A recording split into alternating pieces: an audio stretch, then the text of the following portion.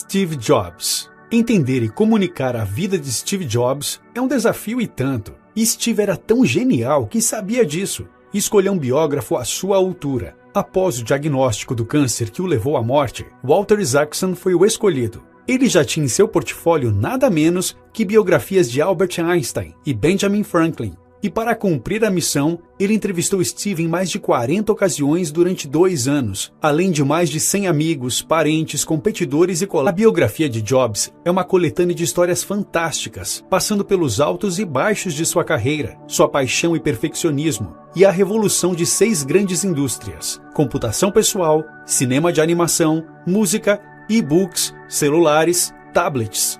Jobs foi um gênio inventivo que sabia que o século XXI se baseava em conectar tecnologia e criatividade. Steve cooperou com o livro, mas não interferiu de forma alguma. Inclusive, ele sequer leu o livro antes de sua publicação e encorajou todos os entrevistados a serem sinceros e transparentes. Sua história, capturada sucintamente neste microbook, é um conto fantástico de inovação, caráter, liderança e valores. Zen, crítico e mal criado. Quem conheceu Steve Jobs quando criança pode não ter imaginado que ele chegaria ao topo do mundo dos negócios, fundando e liderando a companhia mais valiosa do mundo. Nascido em fevereiro de 1955, filho de um pai muçulmano chamado Abdul Fattah e uma mãe católica chamada Joanne, ele foi oferecido para doação, pelo fato de seu pai não partilhar a religião católica da mãe. Ele foi adotado por Paul, um engenheiro que trabalhava como mecânico, e Clara Jobs. Morando no Vale do Silício, um ambiente rico para experiências em tecnologia, Steve foi introduzido ao mundo da engenharia e do design pelo seu próprio pai. Apesar de se sentir acolhido pelos seus pais, ele lutou ao longo da sua vida contra sentimentos de abandono. O Steve garoto era extremamente precoce, impertinente e inteligente. Prova de sua ousadia é que quando tinha 13 anos, ele telefonou para Bill Hewlett, presidente da Hewlett-Packard, para pedir componentes eletrônicos para um projeto da escola. Trabalhando junto ao seu pai, ele aprendeu a se orgulhar de seu trabalho e ser detalhista. Desde a infância, ele já exigia a perfeição de si mesmo e das pessoas à sua volta. Como adolescente, Jobs começou a se interessar pelo mundo dos computadores e pela cultura hippie que transbordava no Vale naquela época. Steve experimentou drogas, como LSD e outros psicodélicos, e mais tarde, ele atribuiria parte da sua criatividade a estas drogas. Para Steve, suas experiências com LSD o ajudavam a entender o que importava na vida e ver outras perspectivas sobre o mundo. Além do seu interesse sobre alterações da consciência, Steve também se interessava por espiritualidade. Ele andava descalço e raramente tomava banho, e seguiu seu crescente interesse nas filosofias espirituais, passando 7 meses na Índia, onde aprendeu mais sobre intuição e introspecção. De início, ele abraçou as possibilidades da computação muito mais pelo seu potencial de elevar a consciência humana do que pelas suas aplicações negociais ou comerciais. Mas as influências Zen não conseguiram amenizar seu comportamento cada vez mais crítico e arrogante. Uma maçã por dia. Steve Wozniak era um tímido nerd da área de eletrônica, que partilhava com Steve o gosto pelos clássicos de Bob Dylan. Eles inventaram um dispositivo chamado Caixa Azul, que imitava os pulsos de uma linha telefônica e permitia que as pessoas hackeassem um sistema de telefonia, fazendo ligações gratuitamente.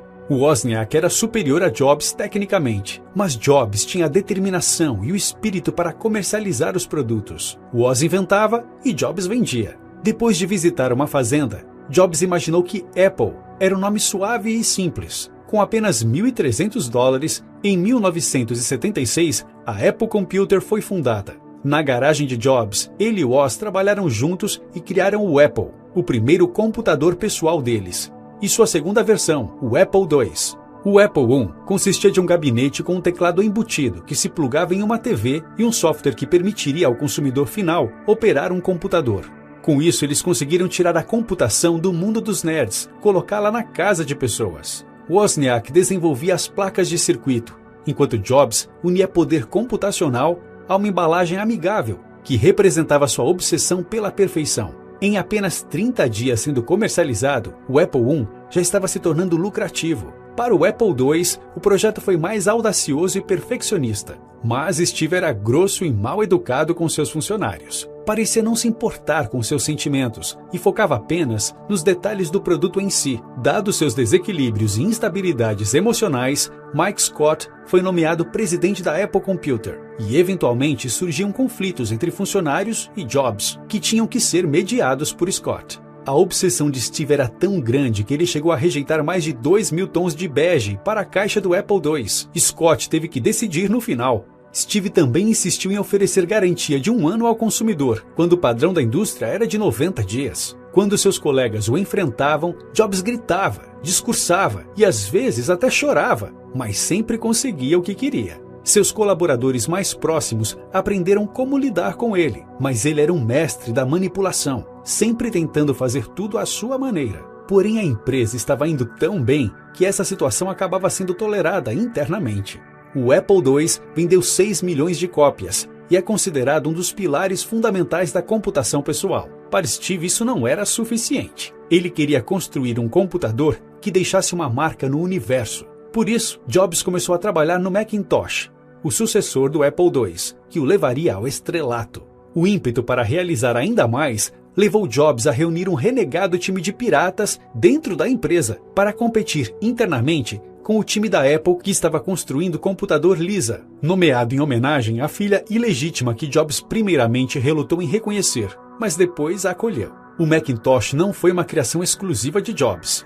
Na verdade, algumas ideias foram apropriadas, roubadas, de outras pessoas. Mas o projeto deu vida a uma máquina que era super poderosa suficiente para exibir gráficos sofisticados e ser controlada por um mouse. O Macintosh foi um sucesso absoluto, em especial devido à campanha de TV do comercial chamado 1984, dirigido pelo famoso diretor de Hollywood, Ridley Scott. O comercial foi um sucesso tão grande que as vendas explodiram e todos conheciam Steve Jobs. Esperto como sempre, ele conseguiu entrevistas em todas as grandes revistas, manipulando os jornalistas como se ele estivesse lhes dando uma exclusiva. O Macintosh tornou Steve rico e famoso, mas sua personalidade estava corroendo a empresa.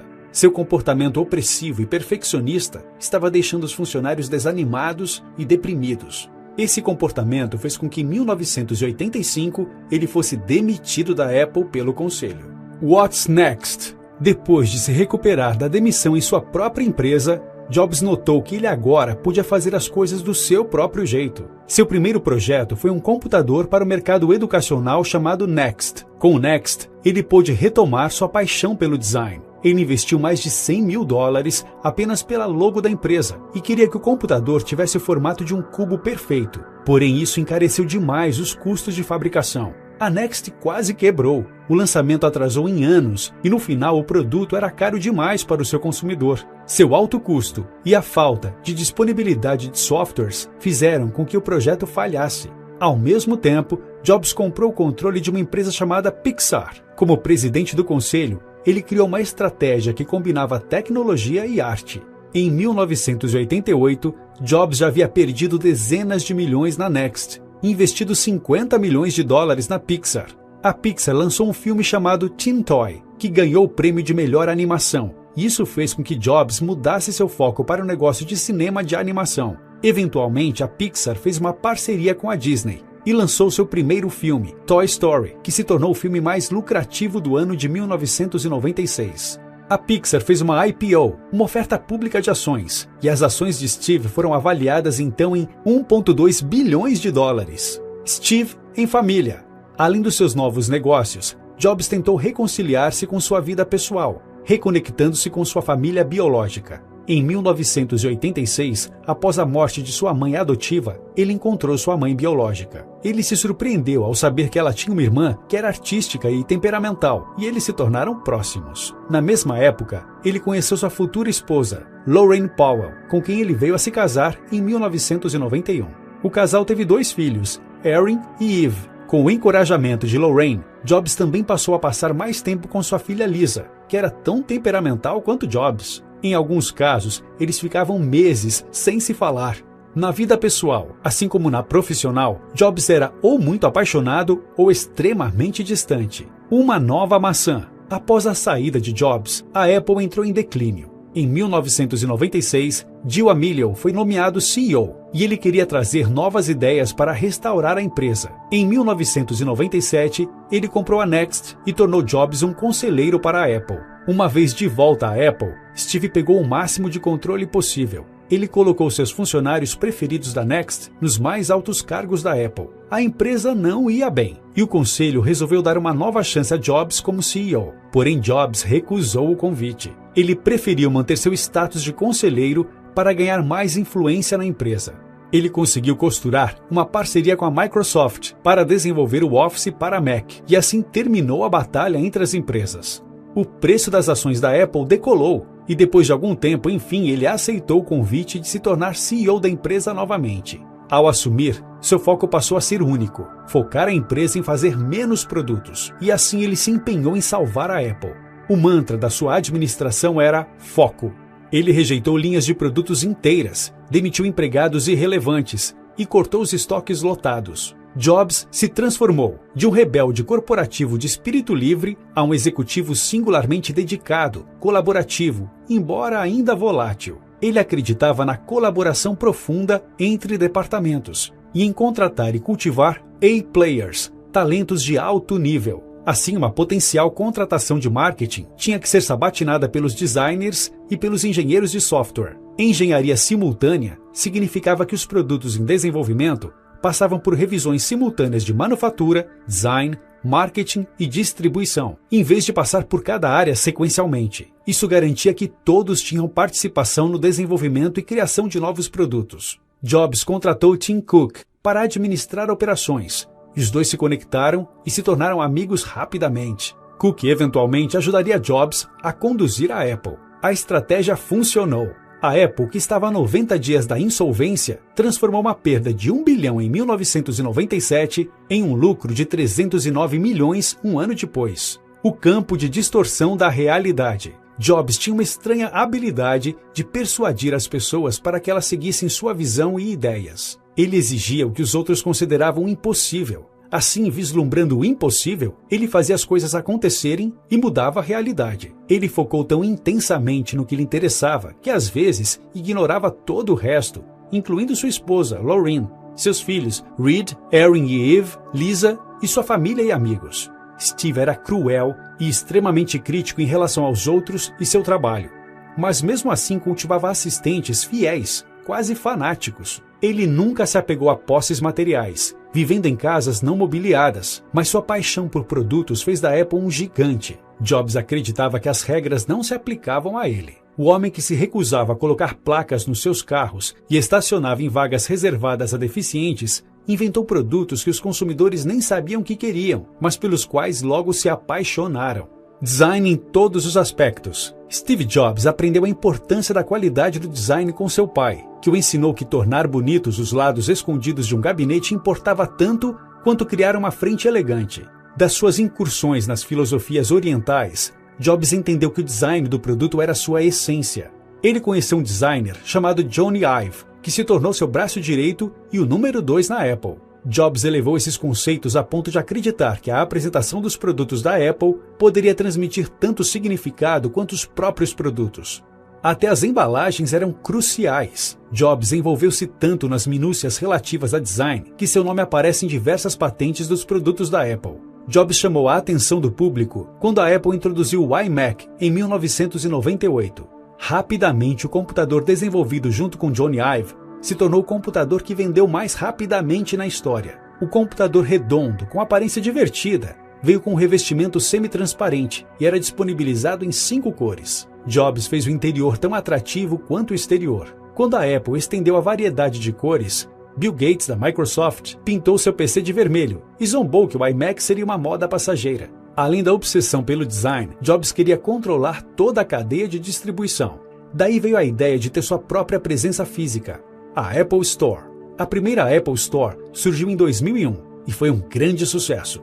Hoje, Apple Stores ainda são resultado da quase obsessiva necessidade de controle de Jobs. Os computadores eram diferentes, mas os varejistas em geral não focavam em explicar as diferenças para os compradores. Jobs queria administrar a experiência do consumidor, do mesmo jeito que havia influenciado em todos os outros aspectos do design e produção dos computadores. Portanto, ele resolveu projetar pontos de vendas com o mesmo gosto que ele trouxe para todo o resto. Ele insistiu em locais caros e com grande movimento. Ele patenteou o design das escadarias de titânio e vidro das lojas. Ele queria mais que uma loja. queria uma experiência do cliente que se associasse ao espírito dos produtos da Apple, mais do que apenas computadores. Jobs escolheu top 100 funcionários, aqueles que ele escolheria para colocar em um barco salva-vidas e levar para sua próxima companhia, em um retiro anual para discutir sobre o futuro da Apple. Em 2000, a transformação da empresa começou. O computador pessoal evoluiu para um cubo digital, que poderia administrar o estilo de vida digital do consumidor, desde comunicações escritas até câmeras, tocadores de música e gravação de vídeos. A Apple retirou a palavra computers do seu nome corporativo para explorar o potencial da internet de conectar e integrar esses diferentes aspectos. Por exemplo, o iTunes se desenvolveu a partir da percepção de Jobs de que fazer download de música pela internet mudaria a indústria da música. A loja do iTunes vendeu 1 milhão de músicas nos primeiros 6 dias. O iPod resultou da necessidade de um melhor tocador de música e, dentre suas inovações, está incluída a roda de rolagem. O sucesso do iPod, construído sobre as vendas do iMac, consolidaram a marca. Em janeiro de 2007, o iPod foi responsável pela metade das receitas da Apple. Mesmo assim, Jobs continuou procurando o próximo grande lançamento. Identificando a telefonia celular como a próxima onda, ele deixou uma nova marca no universo e revelou o iPhone, combinando o iPod, telefonia e acesso à internet. Ele sozinho representou mais de 50% do total dos lucros globais da telefonia celular no ano de 2010. A ideia de um tablet antecedeu o iPhone, mas em 2010, a experimentação com o iPhone pavimentou o caminho para o próximo item revolucionário, o iPad. No caso do iPad, a Apple vendeu 1 milhão de unidades no primeiro mês e chegou a 15 milhões em apenas 9 meses. Lidando com o câncer. Jobs acreditava que seu câncer, diagnosticado em 2003, resultou dos momentos estressantes que viveu quando conduzia a Apple e a Pixar no final dos anos 90. Um tratamento para pedras nos rins o levou a um exame que descobriu seu câncer. Mesmo assim, o prognóstico era bom. O tumor era tratável e de crescimento lento. Entretanto, Jobs rejeitou as recomendações médicas de cirurgia. Ele consultou nutricionistas, acupunturistas, seguiu dietas vegetarianas, submeteu-se a limpezas do cólon e baniu negatividade de seus pensamentos. Em 2005, ele fez menção à sua mortalidade em um discurso de formatura na Universidade de Stanford. Jobs disse aos formandos: "Lembrar que estarei morto em breve é a ferramenta mais importante que eu encontrei para me ajudar a fazer grandes escolhas na vida. Não há razão para não seguir seu coração." Um mundo melhor. Notas finais. Steve Jobs transformou indústrias, inventou novas formas de comunicação, colocou o mundo ao alcance da ponta dos dedos e fez isso de forma divertida, inteligente e legal. Sua crença de que o produto era tudo guiou a filosofia da Apple e seu foco em como o consumidor perceberia e usaria esses produtos. Jobs sentia da mesma forma que seu ídolo, Edwin Land, da Polaroid, que estava na intersecção das artes com a ciência. Como Walt Disney, Jobs queria deixar uma empresa que fizesse uma contribuição para a sociedade e representasse mais do que somente lucros. Ele reconheceu que sua personalidade era difícil e que seu comportamento era às vezes cruel, mas acreditou que ser honesto era a única forma de dar o seu melhor e extrair o melhor daqueles à sua volta.